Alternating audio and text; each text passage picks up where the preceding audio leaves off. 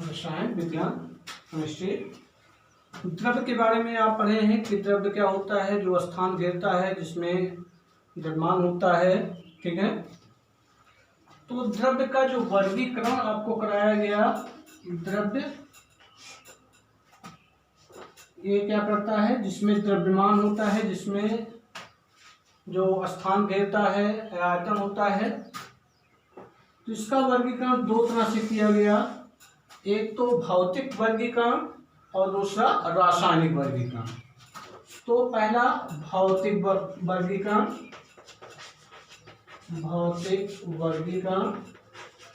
और दूसरा कराया गया आपको रसायन वर्गीकरण,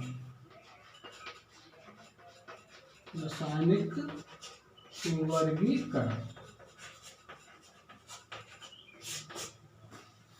भौतिक वर्गीकरण क्या होगा, इसमें ताप दाब की साधारण दशाओं में द्रव्य को डिवाइड किया गया ठोस द्रव गैस में। इसको डिवाइड किया गया किसमें, ठोस में, और दूसरा है द्रव में, और तीसरा है गैस में। तो हम पिछली कक्षाओं में पढ़ के आए हैं कि पदार्थ की या द्रव्य की कितनी अवस्थाएं होती हैं। 3 अवस्थाएं आपको बताया गया, ठोस द्रव गैस आपको बताया गया। लेकिन द्रव्य की 3 अवस्थाओं ठोस द्रव गैस के अलावा अन्य भी अवस्थाएं होती हैं, और 3 अन्य अवस्थाएं होती हैं। और 3 अन्य अवस्थाओं को हम यहाँ जिक्र करेंगे। तो अन्य 3 अवस्थाएं होती हैं, इसमें है पहला प्लाज्मा। अन्य 3 अवस्थाएं, पहला है प्लाज्मा और दूसरा है Bose Einstein condensate. Bose Einstein condensate. और तीसरा है, 3 अन्य अवस्थाएं होती हैं, और तीसरी अन्य अवस्था है इसमें हार्मोनिक कंडेंसेट। हार्मोनिक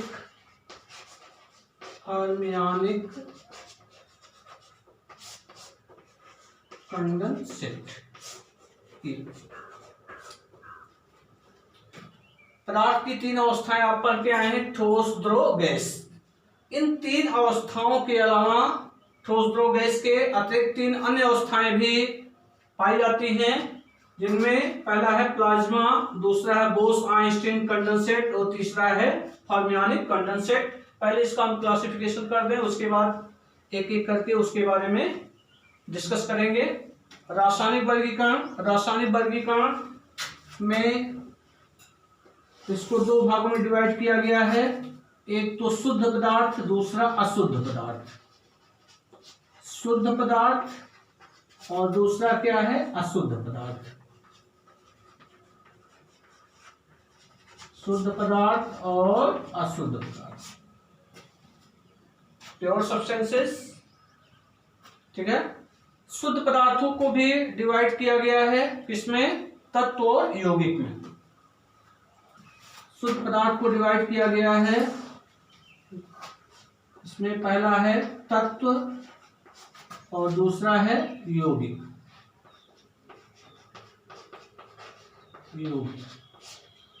अब तत्व में तत्वों को पुनः वर्गीकृत किया गया है,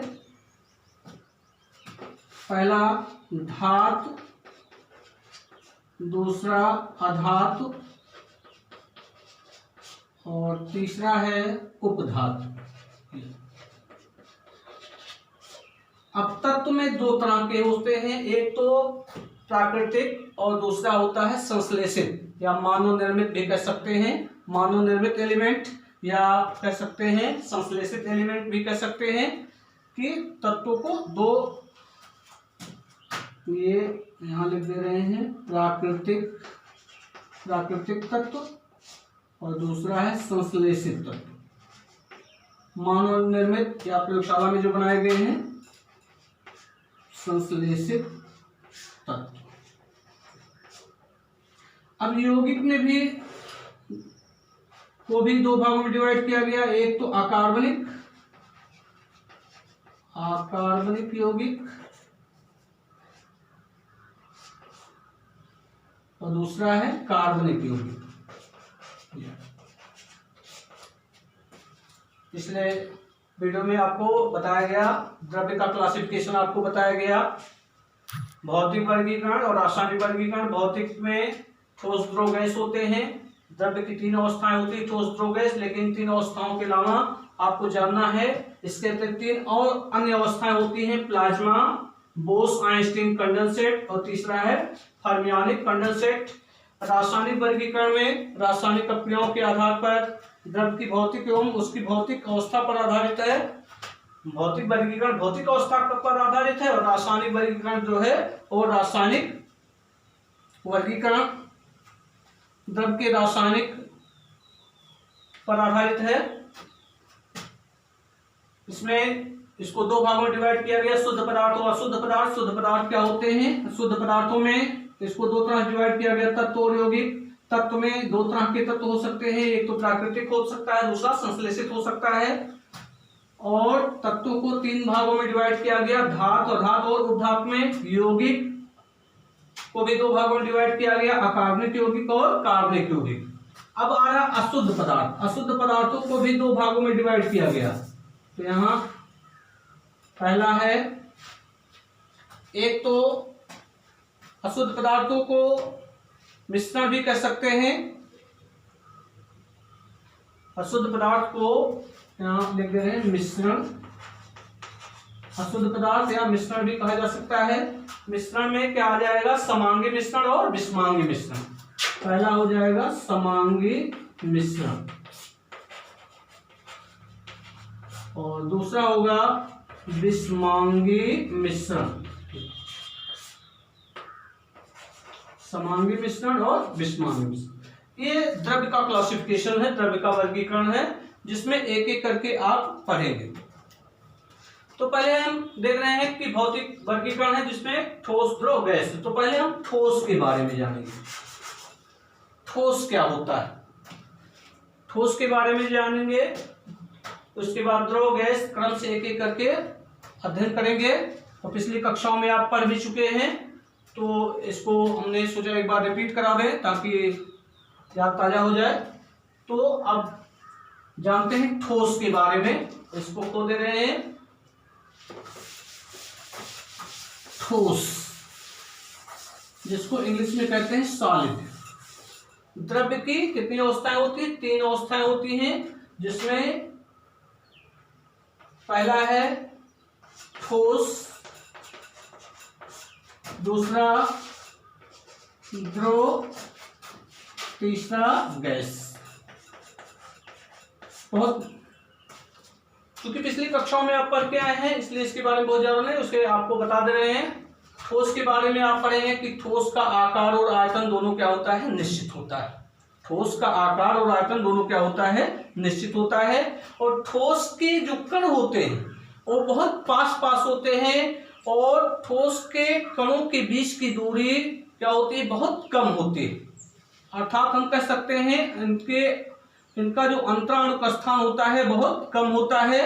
और ठोस के कण स्वतंत्र रूप से गति नहीं करते हैं, और इनका घनत्व भी क्या होता है? अधिक होता है। तो इसमें ठोस का आकार एवं आयतन क्या होता है? निश्चित होता है।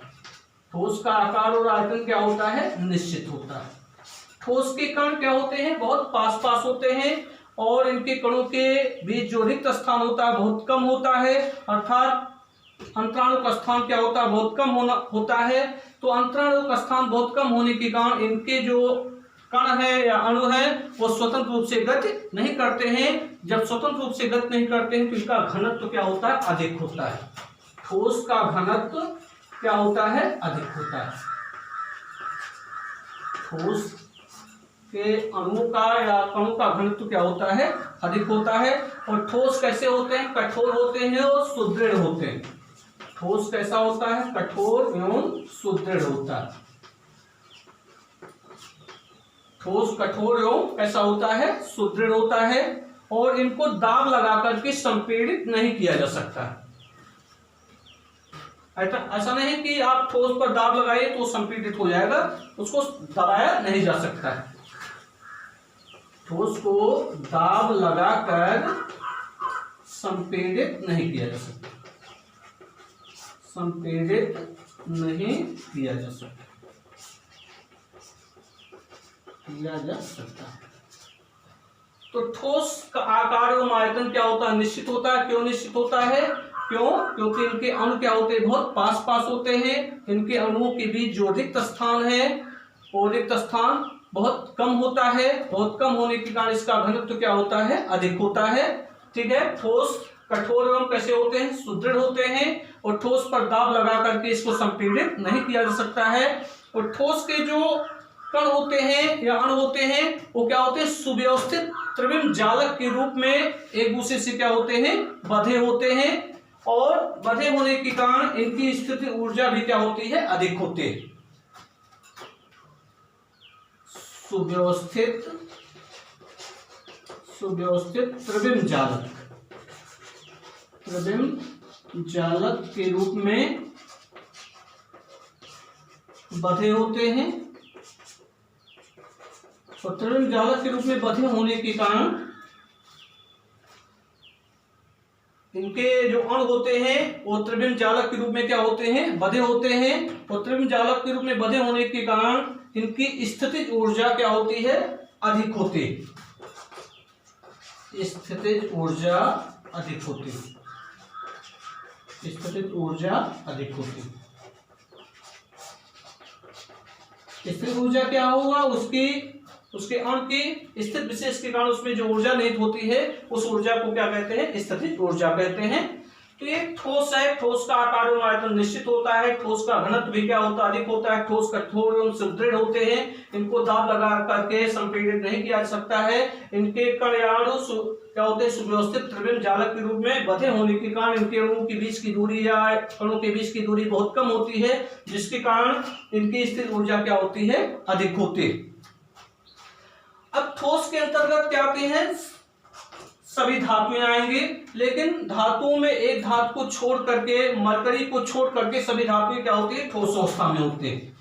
मरकरी को छोड़कर सभी धातुएं किस अवस्था में होती हैं? ठोस अवस्था में होती हैं। ठीक है। इसमें इसके अंदर लकड़ी, चट्टाने, लवण, तमाम ईंट तमाम आ जाएंगे। आपके आसपास की तमाम ऐसी वस्तुएं हैं जो ठोस अवस्था में हैं। ठीक है। तो ये ठोस के बारे में था कि ठोस क्या होता है। ठोस का आकार और आयतन निश्चित होता है। ठोस अनेक कणों से मिलकर बना होता है, लेकिन इनके कणों के बीच की दूरी क्या होती है? बहुत कम होती है, अर्थात अंतराणु का स्थान कम होता है। लेकिन इनके कणों या अणुओं के बीच आकर्षण बल का मान अधिक होता है। आकर्षण बल का मान अधिक होने के कारण इनके अणुओं के बीच की दूरी बहुत कम होती है और इनका आकार एवं आयतन क्या होता है? निश्चित होता है। और इनका घनत्व भी अधिक होता है। ये कठोर और सुदृढ़ होते हैं। इन पर दाब लगा करके संपीड़ित नहीं किया जा सकता है। ये इनके जो कण हैं वो सुव्यवस्थित त्रिविम जालक के रूप में बंधे होने के कारण इनका अंतराणु का स्थान बहुत कम हो जाता है, जिसके कारण इनकी स्थिर ऊर्जा क्या होती है? अधिक होती है। मरकरी को छोड़ करके इससे सभी धातुएं क्या होती हैं? ठोस होती हैं। मरकरी किस अवस्था में होता है? द्रव अवस्था में होता है। अब बात कर रहे हैं द्रव की। द्रव की बात करेंगे। द्रव क्या होगा कि द्रव पदार्थ के जो कण होते हैं वो भी पास पास होते हैं। द्रव में भी द्रव के कण क्या होते हैं? बहुत पास पास होते हैं। लेकिन ठोस के अपेक्षा थोड़ा अधिक दूरी पर होते हैं। कुछ अधिक दूरी पर होते हैं। ठोस में बहुत पास पास होते हैं, लेकिन द्रव में जो कण है या अणु है वो ठोस की अपेक्षा थोड़ा क्या होंगे? दूरी पर होते हैं, या कह सकते हैं कुछ अधिक दूरी पर होते हैं। और इसमें अंतराणु का स्थान क्या होता है? कम होता है। अब हम यहाँ बात करेंगे कि यहाँ देख रहे हैं ठोस का आकार एवं आयतन निश्चित होता है। द्रव की बात करें, द्रव का आयतन निश्चित होता है। जैसे द्रव की एक निश्चित मात्रा ले ली, जैसे मान लीजिए 1 लीटर आप जल ले लिए, उसको किसी पात्र में रखेंगे, जिस पात्र में रखेंगे उसी के आकार को क्या कर लेता है? ग्रहण कर लेता है। तो चाहे जिसको उसको गिलास में रखेंगे गिलास के रूप में हो जाएगा, या जग में रखेंगे, जग के आकार का हो जाएगा, उसको थाली में रखेंगे, थाली के आकार का हो जाएगा, टब में रखेंगे, टब के आकार का हो जाएगा।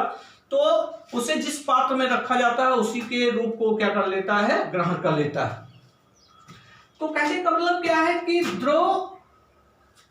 द्रव का जो आयतन होता है निश्चित होता है। द्रव का आयतन निश्चित होता है, द्रव का आयतन निश्चित होता है और उसका आकार जो होता है अनिश्चित होता है। आकार अनिश्चित होता है क्यों? क्योंकि इसको जिस पात्र में रखा जाता है उसी के आकार को क्या कर लेता है, ग्रहण कर लेता है। तो ठोस के अणुओं में आकर्षण बल का मान अधिक होता है, लेकिन द्रव के अणुओं में आकर्षण बल का मान ठोस की तुलना में थोड़ा कम होता है। इसलिए द्रव के अणु जो होते हैं ठोस की तुलना में थोड़ा अधिक दूरी पर होते हैं। अधिक दूरी पर होने के कारण इनको गर्म किए जाने पर इनमें क्या हो जाता है, प्रसार अधिक होता है। और द्रव के अणु क्या होते हैं, अव्यवस्थित होते हैं। द्रव के अणु अव्यवस्थित होते हैं, परंतु एक सीमा के अंदर ही अव्यवस्थित होते हुए भी ये एक सीमा के अंदर ही एक दूसरे पर क्या होते हैं, फिसलते रहते हैं। तो एक दूसरे पर फिसलते रहते हैं तो कहा जा सकता है कि इनमें तरलता का गुण होता है, अर्थात बहने का गुण होता है। द्रव में कौन सा गुण पाया जाता है, तरलता का गुण पाया जाता है, क्योंकि इनके जो अणु हैं एक दूसरे के ऊपर क्या होते हैं, फिसलते रहते हैं। और इनके अणु की जो गतिज ऊर्जा होती है वो ठोस के अणुओं की अपेक्षा अधिक होती है। गतिज ऊर्जा इनके अणुओं की गतिज ऊर्जा ठोस की अपेक्षा अधिक होती है। द्रव के अणु की जो गतिज ऊर्जा होती है ठोस के अणुओं की गतिज ऊर्जा से क्या होती है, अधिक होती है। ठीक है।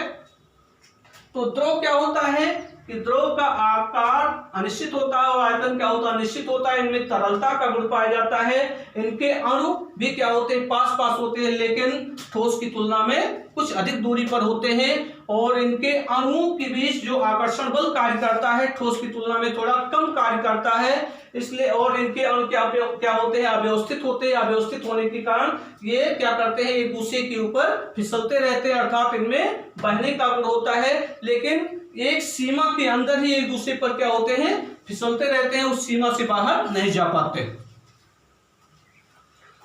तो इसके अंतर्गत द्रव में से जल हुआ, दूध हुआ, ये सब किसके अंतर्गत आते हैं, द्रव के अंतर्गत आते हैं। अब बात कर रहे हैं गैस की। गैस क्या होता है, इसका आकार और आयतन दोनों अनिश्चित होता है। आकार एवं आयतन दोनों क्या होता है, अनिश्चित होता है। अनिश्चित क्यों कि ठोस गैस के अणुओं के बीच की दूरी क्या होती है, काफी अधिक होती है। और इनके अणुओं के बीच लगने वाला आकर्षण बल क्या होता है, लगभग नगण्य होता है। और इनके अणु की गतिज ऊर्जा भी क्या होती है, अधिक होती है। और ये क्या होते हैं, निरंतर गतिशील होते हैं। गतिशील होने के कारण इनमें क्या होती है, गतिज ऊर्जा होती है। गतिज ऊर्जा होने के कारण ये क्या होते हैं, गतिशील होते हैं। तो गैस का आकार और आयतन दोनों क्या होता है, अनिश्चित होता है।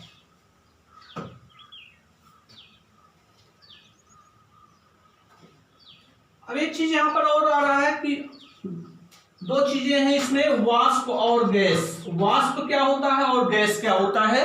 तो वाष्प और गैस क्या है इसके बारे में जान लीजिए। वाष्प क्या है और गैस क्या है।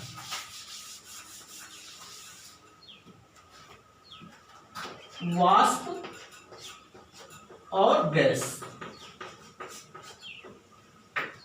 देखिए वाष्प क्या होता है, जैसे जल की वाष्प हुआ, बेंजीन की वाष्प हुआ, पेट्रोल की वाष्प हुआ, तो ये सब वाष्प के अंतर्गत आएंगे।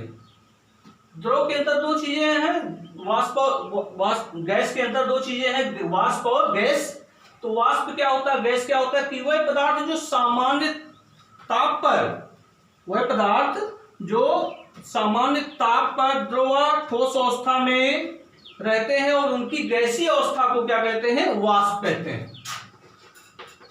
वह पदार्थ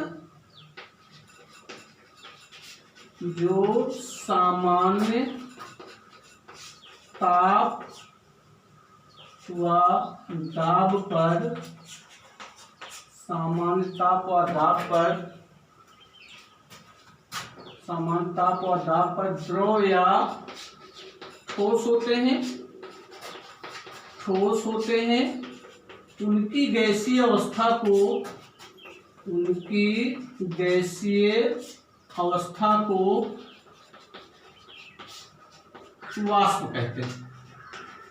वाष्प कहते हैं।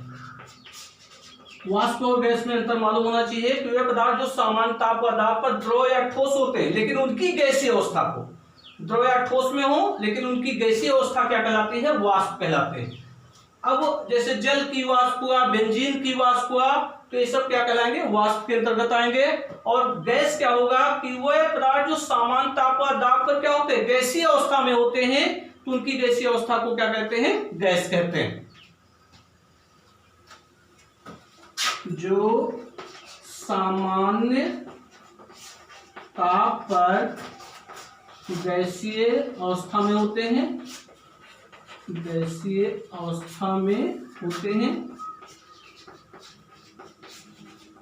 उनको गैस कहते हैं। सामान्य ताप और दाब पर क्या होंगे? सामान्य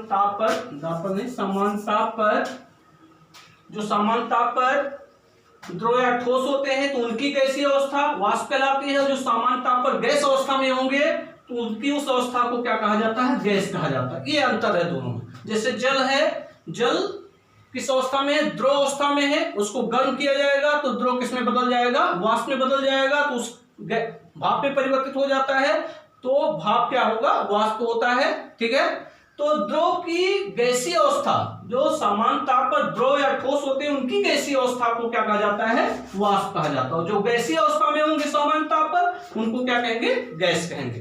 तो ये ठोस द्रव गैस हो गया कि ठोस का आकार व आयतन दोनों क्या होता है? निश्चित होता है। द्रव का आकार क्या होता है? अनिश्चित होता है। और आयतन क्या होता है? निश्चित होता है। गैस है, गैस का आकार और आयतन दोनों क्या होता है? अनिश्चित होता है। अब हम ये द्रव की तीन अवस्थाएं थी, ठोस द्रव गैस। अब इन तीन अवस्थाओं के अलावा एक चौथी अवस्था है, तीन अन्य अवस्थाएं आपको बताया गया, वो क्या होता है? प्लाज्मा। प्लाज्मा। तो अब हम प्लाज्मा के बारे में डिस्कस करेंगे। प्लाज्मा क्या है कि प्लाज्मा पदार्थ की वह अवस्था है जिसमें उच्च ताप पर द्रव्य के परमाणु आयनित अवस्था में होते हैं। उच्च ताप पर द्रव्य के परमाणु क्या होते हैं? आयनित अवस्था में होते हैं। क्या कहलाता है? उस अवस्था को प्लाज्मा कहते हैं। तो डिफिनेशन लिख दे रहे हैं कि द्रव्य की वह अवस्था, परिभाषा आप लोग नोट कर लीजिएगा। द्रव्य की वह अवस्था जिसमें उच्च ताप पर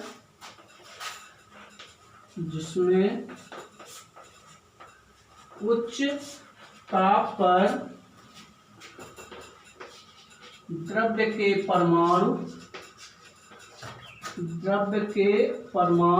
आयनित अवस्था में होते हैं, आयनों के रूप में होते हैं, आयनित अवस्था में होते हैं। इस अवस्था में होते हैं, आयनित अवस्था में होते हैं। तो आयनित अवस्था में होंगे तो अवस्था क्या कहलाएगी? प्लाज्मा कहलाती है। उस अवस्था को हम क्या कहेंगे? प्लाज्मा कहेंगे। अब देखिए कि द्रव्य की प्लाज्मा अवस्था जो होती है वो विद्युत की सुचालक होती है। ये अवस्था कैसी होती है? विद्युत की सुचालक। प्लाज्मा अवस्था विद्युत की क्या होती है? सुचालक होती है। कि जब हम द्रव्य को अति उच्च ताप पर गर्म करते हैं तो प्लाज्मा अवस्था क्या होती है? प्राप्त होती है। द्रव्य को उच्च ताप पर गर्म करने पर कौन सी अवस्था प्राप्त होती है? प्लाज्मा अवस्था प्राप्त होती है। और इस अवस्था में द्रव्य में मुक्त, अति ऊर्जावान तथा उच्च आवेशित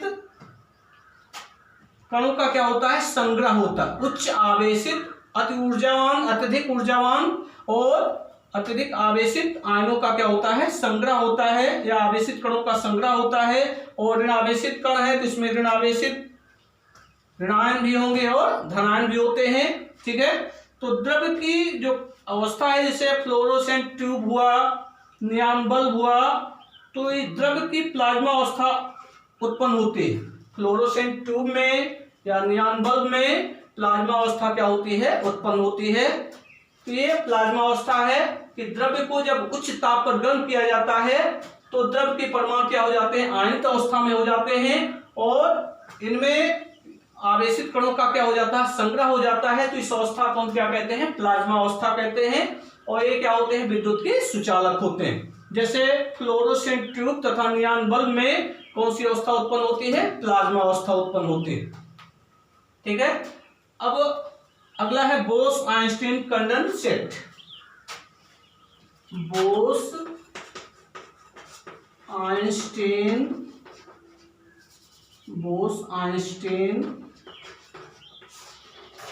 कंडेंसेट, ये अवस्था बोस आइंस्टीन कंडेंसेट। तो इसकी गणना किसने की थी, सत्येंद्रनाथ बोस द्वारा की गई गणनाओं के आधार पर आइंस्टीन ने द्रव्य की इस अवस्था का गणना किया था। बोस आइंस्टीन ने इस अवस्था का क्या किया था, गणना किया था। तो ये क्या होता है, जैसे सामान्य वायु है, तो सामान्य वायु का जो घनत्व है उसको 1 लाख के बराबर से कम घनत्व, उसका घनत्व क्या किया जाए, बहुत कम कर दिया जाए। अर्थात 1 लाख से भी कम कर दिया जाए तो उसका घनत्व जो बहुत कम कर दिया जाता है उसको क्या किया जाए, बहुत कम ताप पर ठंडा करें तो ये अवस्था क्या होती है, प्राप्त होती है। बोस आइंस्टीन कंडेंसेट की अवस्था प्राप्त होती है कि कम घनत्व वाली गैस को, अत्यंत कम घनत्व वाली गैस को अगर हम कम ताप पर क्या करें, ठंडा करें, तो जो अवस्था प्राप्त होती है इस अवस्था को क्या कहते हैं, बोस आइंस्टीन कंडेंसेट अवस्था कहते हैं। अब तीसरा है फर्मियोनिक कंडेंसेट। इसको लिखवाना तो है नहीं कि जैसे वायु का घनत्व है उसका घनत्व हम क्या कर दें, 1 लाख से कम घनत्व कर दें और उसका जब घनत्व बहुत कम हो जाएगा उसको कम ताप पर क्या करेंगे, ठंडा करेंगे, तो जो अवस्था प्राप्त होती है उसको क्या कहते हैं, बोस आइंस्टीन कंडेंसेट अवस्था कहते हैं। और तीसरा है फर्मियोनिक कंडेंसेट। फर्मियोनिक कंडेंसेट, फर्मियोनिक कंडेंसेट ये अवस्था नाभिकीय अपक्रियाओं से क्या होती है, प्राप्त हुई है। इसकी पहचान या द्रव्य की अन्य 3 अवस्थाओं में तीसरी अवस्था फर्मियोनिक कंडेंसेट, और इस अवस्था की पहचान कैसे की गई है, ये नाभिकीय अपक्रियाओं, नाभिकीय संलयन अपक्रियाओं से इसकी पहचान की गई है। फर्मियोनिक कंडेंसेट की नाभिकीय संलयन अपक्रिया से इसकी पहचान किससे की गई है, नाभिकीय संलयन अपक्रिया से। नाभिकीय संलयन अपक्रिया पढ़े होंगे। नाभिकीय संलयन अपक्रिया क्या होता है, बहुत उच्च ताप पर होता है। ठीक है। तो नाभिकीय संलयन, इसमें नाभिकों का क्या होता है, संलयन होता है और जिससे अत्यधिक मात्रा में ऊर्जा क्या होती है, उत्पन्न होती है। तो इसकी पहचान नाभिकीय संलयन अपक्रिया के द्वारा की गई है। इसकी पहचान फर्मियोनिक कंडेंसेट, इस अवस्था की पहचान किससे की गई है, नाभिकीय संलयन अपक्रिया के द्वारा की गई है। तो ये द्रव्य का जो भौतिक वर्गीकरण था, भौतिक वर्गीकरण में द्रव्य की 3 अवस्थाएं आप पढ़े, ठोस, द्रव, गैस। और इन 3 अवस्थाओं के अलावा 3 और अन्य अवस्थाएं मालूम है।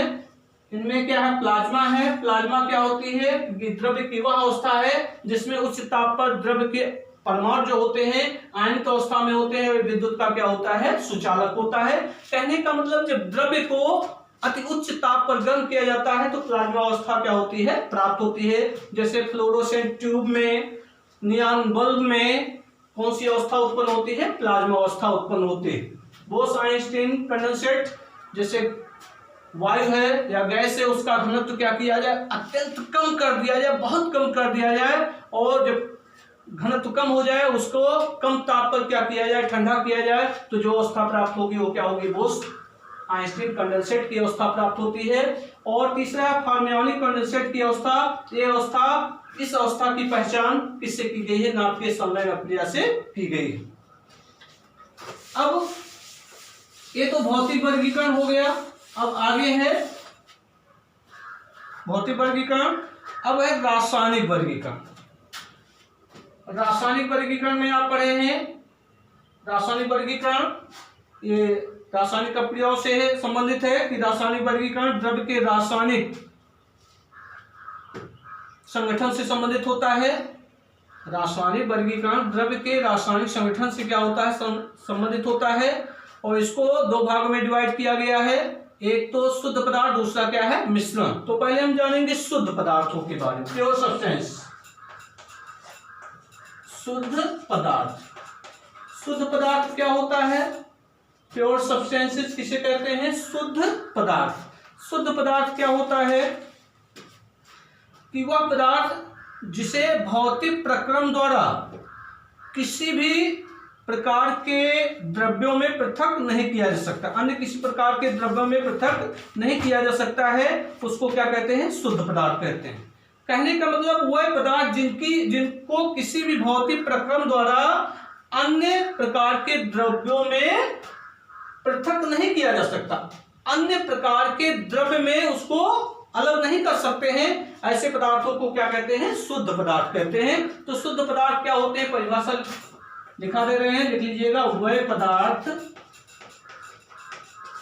जिनको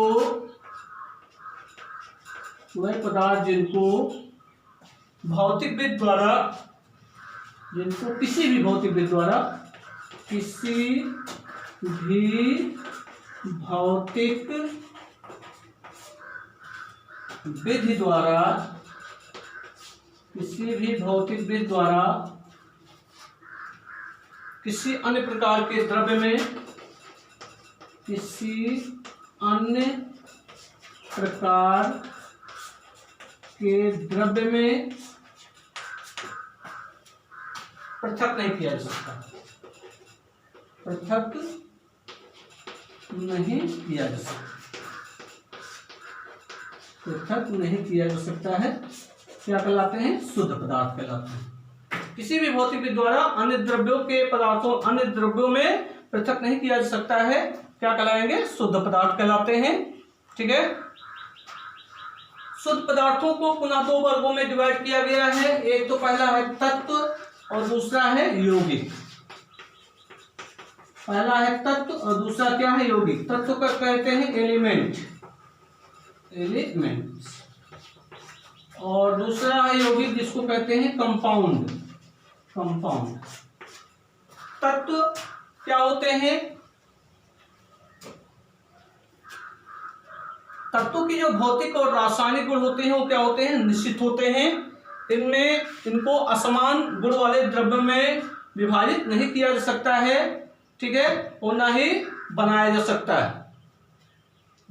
तत्वों के भौतिक और रासायनिक गुण क्या होते हैं, निश्चित होते हैं कि किसी भी पदार्थ का वह सरलतम रूप जिसके भौतिक और रासायनिक गुण क्या होते हैं, निश्चित होते हैं, जो किसी भी भौतिक रासायनिक विधियों द्वारा दो या दो से अधिक असमान गुणों वाले द्रव्यों में विभाजित नहीं किया जा सकता है और ना ही उन्हें बनाया जा सकता है, क्या कहलाते हैं, तत्व कहलाते हैं। लेकिन तत्व की जो आधुनिक विचारधारा है वो क्या है कि तत्व वह पदार्थ होते हैं जिनमें केवल एक प्रकार के कण उपस्थित होते हैं। तत्व क्या होते हैं, जो एक ही प्रकार के या समान प्रकार के परमाणु से बने होते हैं, क्या कहलाते हैं, तत्व कहलाते हैं। वह तत्व वह शुद्ध पदार्थ है जो केवल एक ही प्रकार के कणों से क्या होता है, निर्मित होता है, अर्थात एक ही प्रकार के कण उसमें क्या होते हैं, उपस्थित होते हैं, क्या कहलाता है, तत्व कहलाता है। जैसे कार्बन हो गया, सल्फर हो गया, ठीक है, तमाम बहुत से तत्व हैं। ठीक है, तो तत्व की परिभाषा क्या है, तत्व की परिभाषा आप ले लें।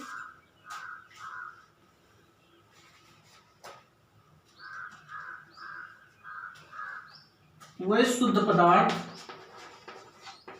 वह शुद्ध पदार्थ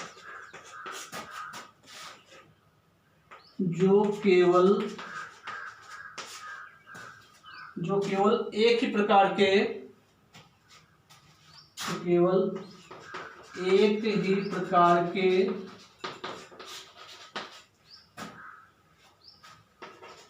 कणों से बने होते हैं,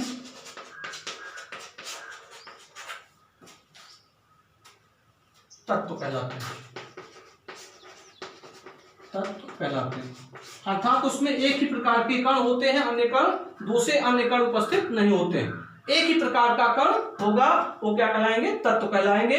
कि वह शुद्ध पदार्थ जो केवल एक ही प्रकार के कणों से बने होते हैं या निर्मित होते हैं या उनमें एक ही प्रकार के कण उपस्थित होते हैं, ऐसे पदार्थों को, ऐसे शुद्ध पदार्थों को क्या कहते हैं? तत्व कहते हैं। अब तत्व में इसमें क्या है? एक तो प्राकृतिक तत्व है, प्राकृतिक तत्व भी आते हैं, और मानव निर्मित तत्व या जिसको कहा जाता है संश्लेषित तत्व, मानव निर्मित तत्व और संश्लेषित तत्व। प्राकृतिक तत्वों में जैसे वर्तमान में लगभग 118 तत्वों की खोज की जा चुकी है। 118 तत्वों में जो 92 तत्व हैं वो क्या है? प्राकृतिक तत्व हैं, और उसके आगे के तत्व जो है वो क्या है? संश्लेषित तत्व है या मानव निर्मित तत्व है या प्रयोगशाला में निर्मित किए गए हैं। तो तत्व दो तरह के हुए, एक तो प्राकृतिक तत्व, दूसरा संश्लेषित तत्व। जो प्रकृति में पाए जाते हैं उनको क्या कहते हैं? प्राकृतिक तत्व कहते हैं। जो निर्मित किए जाते हैं उनको क्या कहते हैं? संश्लेषित तत्व कहते हैं। तो प्रकृति में लगभग वर्तमान में लगभग 118 तत्वों की खोज हो चुकी है, जिनमें से 92 तत्व क्या है? 92 तत्व प्राकृतिक तत्व है। लेकिन 92 तत्वों में भी दो तत्व कौन से तत्व हैं? संश्लेषित तत्व हैं। ठीक है। तो संश्लेषित तत्वों में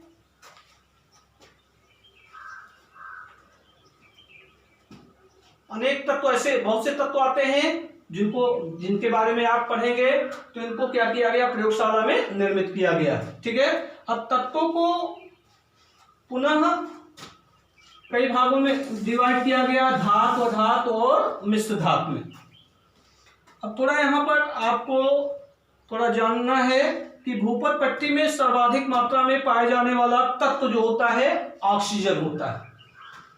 कि भूपट पट्टी में सर्वाधिक पाए जाने वाला तत्व कौन सा तत्व होता है? ऑक्सीजन होता है। इसकी मात्रा 46.2% 46.2% की इंपॉर्टेंट है कि भूपट पट्टी में सर्वाधिक मात्रा में पाए जाने वाला तत्व कौन है? ऑक्सीजन। भूपट पट्टी में सर्वाधिक मात्रा में पाए जाने वाला तत्व कौन सा तत्व है? ऑक्सीजन है। और भी है ऑक्सीजन के बाद silicon, aluminium, oxygen, silicon, aluminium और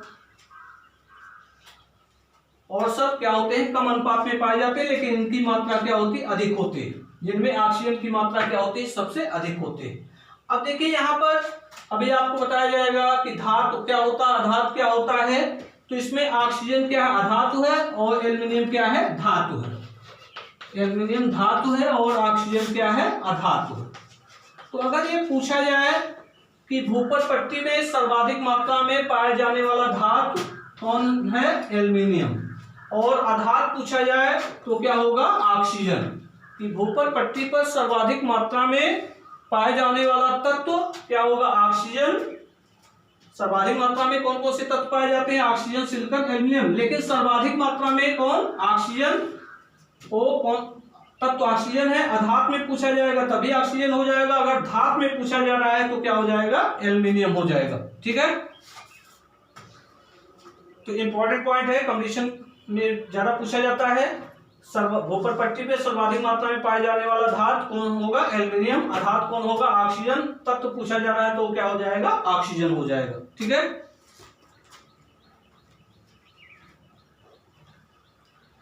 अब थोड़ा एक चीज और देखिए पृथ्वी के द्रव्यमान का लगभग 90%, इसको खुद दे रहे हैं,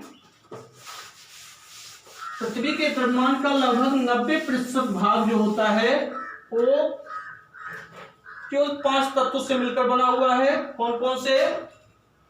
पृथ्वी का जो है, पृथ्वी के द्रव्यमान का लगभग 90% 5 तत्वों से बना हुआ है। कौन कौन से? ऑक्सीजन, ऑक्सीजन हो गया, silicon, aluminium, oxygen, silicon, aluminium, iron, calcium.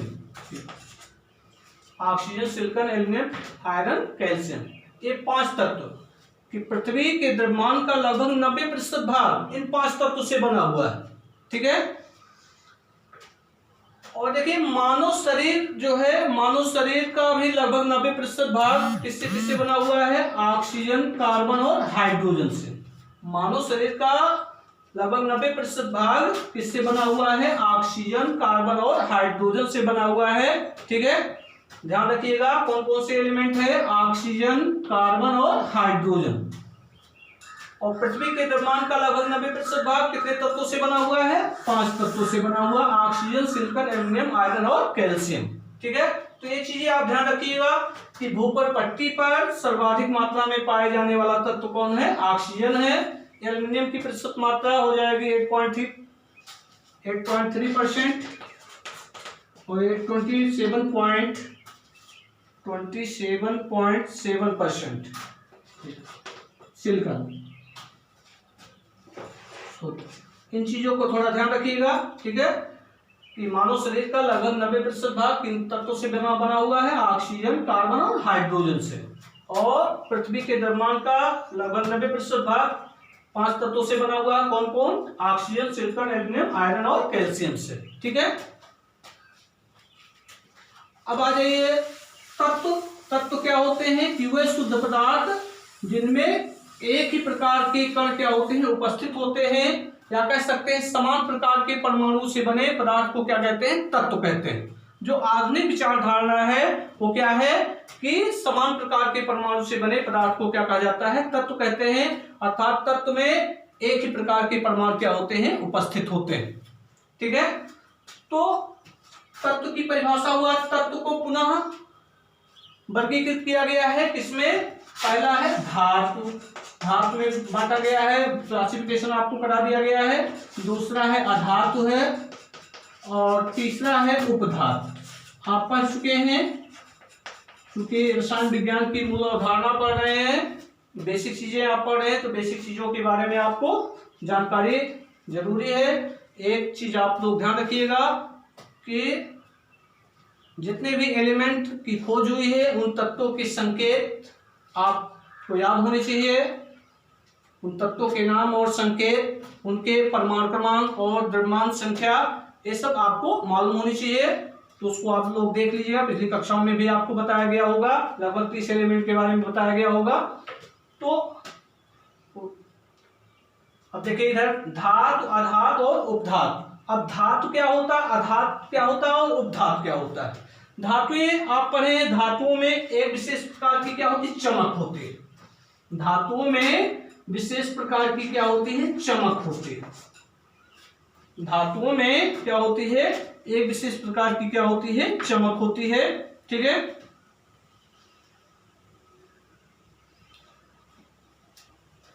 लेकिन कुछ धातु हैं उनको छोड़ करके, तो अभी आपको बता रहे हैं कौन कौन सी धातु हैं। जैसे कमरे के ताप पर मरकरी हो गया, गैलियम हो गया, सीजियम हो गया।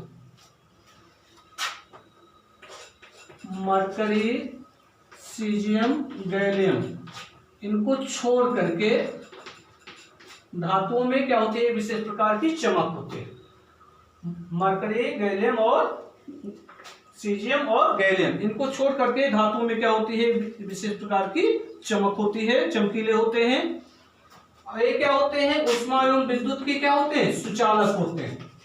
ऊष्मा एवं विद्युत के सुचालक होते हैं। आप पढ़ चुके हैं। धातुएं क्या होती हैं? इनमें विशेष प्रकार की चमक होती है, लेकिन किनको छोड़ करके? मरकरी, सीजियम और गैलियम को छोड़ करके सभी धातुओं में क्या होती है? विशेष प्रकार की चमक होती है। और ये ऊष्मा और विद्युत के क्या होते हैं? सुचालक होते हैं। ठीक है, इनका गलनांक, क्वथनांक और घनत्व क्या होता है? उच्च होता है। इनका घनत्व उच्च होता है, गलनांक और क्वथनांक भी क्या होता है? उच्च होता है। उच्च घनत्व, घनत्व भी क्या होता है? उच्च होता है। और गलनांक और एवं क्वथनांक भी क्या होता है? उच्च होता है। गलनांक एवं क्वथनांक क्या होता है? उच्च होता है। ठीक है, तो ये तो सिंपल चीजें हैं, आपको पिछली कक्षाओं में बताया गया है कि धातुओं में विशेष प्रकार की चमक होती है, लेकिन कौन कौन सी धातुओं को छोड़ करके? मरकरी, सीजियम और गैलियम को छोड़ करके अन्य सभी धातुओं में क्या होती है, विशेष प्रकार की चमक होती है। इनमें ये विद्युत के एवं ऊष्मा की क्या होते हैं, सुचालक होते हैं। इनका घनत्व कैसा होता है, उच्च होता है। इनका गलनांक और क्वथनांक भी क्या होता है, उच्च होता है। और एक कुछ गुण और होते हैं, इनमें आघात वर्धनीयता का गुण पाया जाता है। आघात वर्धनीयता का क्या होता है, गुण पाया जाता है। आघात वर्धनीयता का मतलब इसको पीट करके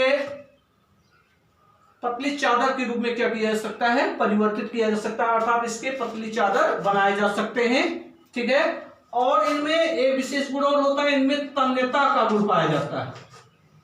इनमें तन्यता का गुण पाया जाता है। इसका मतलब तन्यता का मतलब इसको महीन तार के रूप में भी परिवर्तित किया जा सकता है। तो ये तो धातुओं के कुछ गुण हुए कि धातुओं में विशेष प्रकार की चमक होती है। ये ऊष्मा एवं विद्युत के क्या होते हैं, सुचालक होते हैं। इनका घनत्व उच्च होता है। इनका गलनांक और क्वथनांक भी क्या होता है, उच्च होता है। इनमें आघात वर्धनीयता और तन्यता का गुण क्या होता है, पाया जाता है। अब जो आधुनिक परिभाषा है धातु की, वो क्या है कि वह पदार्थ जो इलेक्ट्रॉन त्याग करके, या वह तत्व जो इलेक्ट्रॉन त्याग करके धनायन बनाने की प्रवृत्ति रखते हैं। इलेक्ट्रॉन त्याग कर धनायन बनाने की प्रवृत्ति रखते हैं। धनायन बनाने की प्रवृत्ति रखते हैं, क्या कहलाते हैं, तत्व कहलाते हैं, धातु कहलाते हैं। कि वह तत्व जो इलेक्ट्रॉन त्याग करके धनायन बनाने की प्रवृत्ति रखते हैं, उन्हें क्या कहते हैं, धातु कहते हैं। जैसे सोडियम हो गया, सोडियम इलेक्ट्रॉन त्याग करके सोडियम आयन में परिवर्तित हो जाता है, तो इलेक्ट्रॉन त्याग करके धनायन बनाने की प्रवृत्ति रख रहा है, तो ये क्या हो जाएगा, सोडियम धातु होगा। ठीक है। तो ये मेन चीजें हैं, मेन परिभाषा है कि वह तत्व जो इलेक्ट्रॉन त्याग करके धनायन बनाने की प्रवृत्ति रखते हैं, क्या कहलाते हैं, धातु कहलाते हैं। धातुओं में विशेष प्रकार की चमक होती है, लेकिन किसको किसको छोड़ करके, मरकरी, सीजियम और गैलियम को छोड़ करके इनमें विशेष प्रकार की चमक होती है। ये ऊष्मा एवं विद्युत के क्या होते हैं, सुचालक होते हैं। ये कमरे के ताप पर बात हो रही है, कमरे के ताप पर मरकरी, सीजियम और गैलियम को छोड़ करके से सभी धातुओं में क्या होती है, विशेष चमक होती है। ये ऊष्मा विद्युत के कुचालक होते हैं। घनत्व उच्च होता है, गलनांक और क्वथनांक भी उच्च होता है, आघात वर्धनीयता भी इनमें पाई जाती है, तन्यता का गुण भी पाया जाता है। ये सब इसके प्रॉपर्टी हो गए। इसकी जो मेन डिफिनीशन है ये होगा कि धातुएं क्या होती हैं, ये इलेक्ट्रॉन त्याग करके धनायन बनाने की क्या रखती हैं, प्रवृत्ति रखती हैं, धातुएं कहलाते हैं। अब हम बात कर रहे हैं अधातु की। अधातु क्या होते हैं, तो देखिए अधातुओं में जो गुण उस धातु में पाए जा रहे थे उसके विपरीत होते हैं। तो अधातुओं में विशेष प्रकार की चमक नहीं होती है। ठीक है। वह तत्व ये तत्व धातुओं के विपरीत गुण वाले होते हैं। ठीक है। तो वह तत्व अधातुओं के विपरीत गुण वाले होते हैं, इनमें विशेष चमक नहीं होती। आयोडीन को छोड़ करके, आयोडीन को छोड़कर इनमें विशेष प्रकार की चमक नहीं होती है, लेकिन आयोडीन में क्या होती है, विशेष प्रकार की चमक होती है। ठीक है। इनमें आघात वर्धनीयता का गुण नहीं पाया जाता, तन्यता का गुण भी नहीं पाया जाता है। ठीक है। ये विद्युत के कैसे होते हैं, कुचालक होते हैं, अर्थात इनमें विद्युत का प्रभाव नहीं हो सकता। ये विद्युत के क्या होते हैं, कुचालक होते हैं। ग्रेफाइट को छोड़ करके,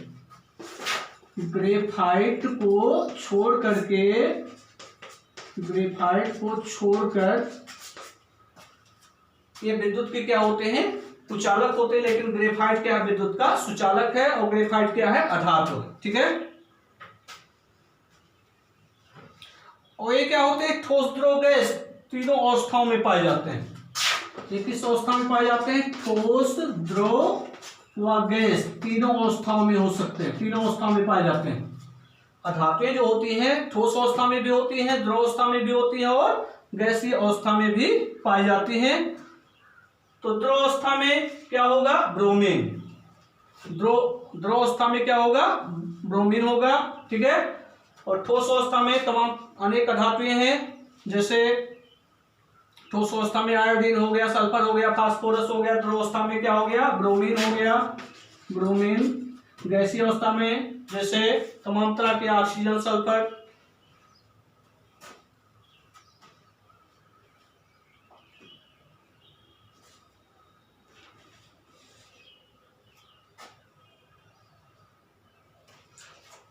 तो अधातुएं क्या होती हैं? ठोस, द्रव, गैस तीनों अवस्थाओं में पाई जाती हैं। ब्रोमीन ऐसी अधातु है जो क्या होती है? द्रव अवस्था में पाई जाती है। ठीक है। अब आ जाइए उपधातु के बारे में। उपधातुएं क्या होती हैं? जिसको कहते हैं मेटालॉइड्स, कि वह तत्व जो धातुओं और अधातुओं के उभयनिष्ठ गुण रखते हैं। धातुओं के गुण भी रखते हैं और अधातुओं के गुण भी रखते हैं। ऐसे पदार्थों को क्या कहते हैं? अधातु कहते हैं। कि वह तत्व जिनमें धातुओं अधातुओं दोनों के गुण होते हैं, ऐसे तत्व क्या कहलाते हैं? उपधातु कहलाते हैं। उपधातु क्या होते हैं या मेटालॉइड्स क्या होते हैं? मेटालॉइड्स, इनमें क्या होगा?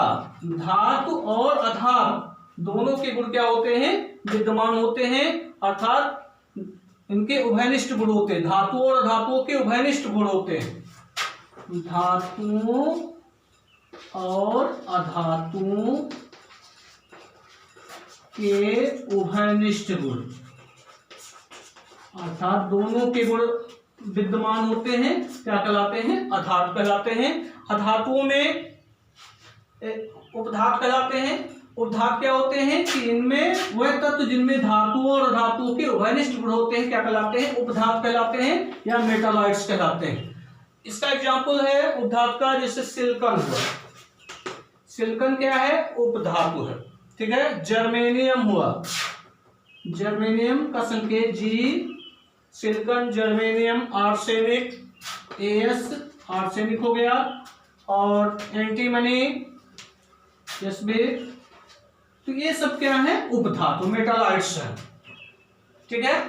तो वह तत्व जिनमें धातुओं और अधातुओं के उभयनिष्ठ गुण होते हैं, क्या कहलाते हैं? उपधातु कहलाते हैं। जैसे ये सिलिकॉन का संकेत है, सिलिकॉन। ये क्या है? जर्मेनियम, जी, जर्मेनियम। ये है आर्सेनिक, आर्सेनिक, और ये है एंटीमनी, एंटीमनी। ये सब किसके अंतर्गत आते हैं? उपधातुओं के अंतर्गत आते हैं। ठीक है। तो ये हो गया धातु, अधातु और उपधातु। तो धातु क्या होते हैं? कि वह तत्व जो इलेक्ट्रॉन त्याग करके धनायन बनाने की प्रवृत्ति रखते हैं, धातु कहलाते हैं। वह तत्व जो इलेक्ट्रॉन ग्रहण करके ऋणायन बनाने की प्रवृत्ति रखते हैं, वो क्या कहलाते हैं? अधातु कहलाते हैं। वह तत्व जो इलेक्ट्रॉन ग्रहण करके ऋणायन बनाने की प्रवृत्ति रखते हैं, उन्हें क्या कहते हैं? अधातु कहते हैं। उपधातुएं क्या होती हैं? वह तत्व जिनमें धातुओं और अधातुओं के उभयनिष्ठ गुण होते हैं, क्या कहलाते हैं? उपधातु कहलाते हैं। तो ये धातु, अधातु और उपधातु के बारे में चर्चा हो गई। ठीक है। पिछली कक्षाओं में आप पढ़ चुके हैं। अब शेष अगले वीडियो में देखेंगे। ठीक है। क्योंकि वीडियो जब बड़ा हो जाता है, लोड नहीं हो पाता है, समय लगता है, इसलिए छोटा छोटा करके वीडियो आप लोगों की क्लास में प्रोवाइड किया जा रहा है। ठीक है। धन्यवाद।